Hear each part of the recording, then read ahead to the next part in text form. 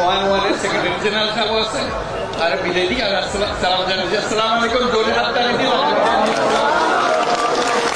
জাতিসংঘের মহাসচিব Antonio Guterres যখন সফেদ পাঞ্জাবি পরে কক্সবাজারে রোহিঙ্গা শরণার্থী শিবিরে পৌঁছান, তখন তার উপস্থিতি এক অনন্য মুহূর্ত সৃষ্টি করে।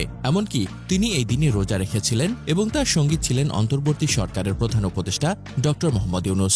এই বিশেষ আয়োজন, যেখানে প্রায় 1 লাখ রোহিঙ্গা অংশগ্রহণ করেন, তাদের মধ্যে একাত্মতার এবং সহানুভূতির এক অদ্বিতীয় মুহূর্ত সৃষ্টি হয়।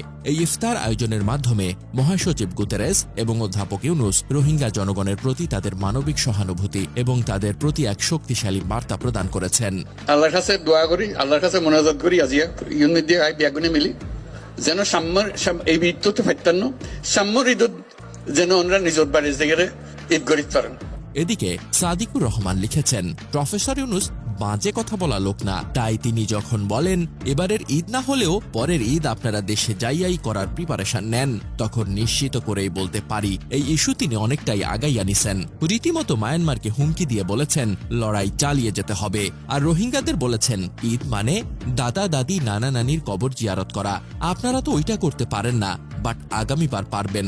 আমাদের দাওয়াত দেন, আগামী ঈদে আপনারাও আপনাদের দাদা দাদি নানা নানির কবর জিয়ারত করতে পারবেন। চীন সফর সামনে রেখে জাতিসংঘ মহাসচিবকে পাশে রেখে পরের বারের ঈদ নিজের দেশে করবেন ঘোষণা দেওয়া সহজ কথা না, বাট এইটা যদি করতে পারেন, কোনো যদি কিন্তু ছাড়াই, ইউনূস পরিণত হবেন দক্ষিণ এশিয়ার অন্যতম সেরা রাজনৈতিক ব্যক্তিত্বে। জুলাই বিপ্লব বাংলাদেশ থেকে ছড়িয়ে যাবে আরাকানে।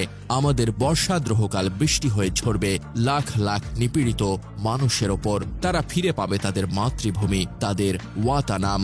আমার দৃঢ় বিশ্বাস উনি পারবেন।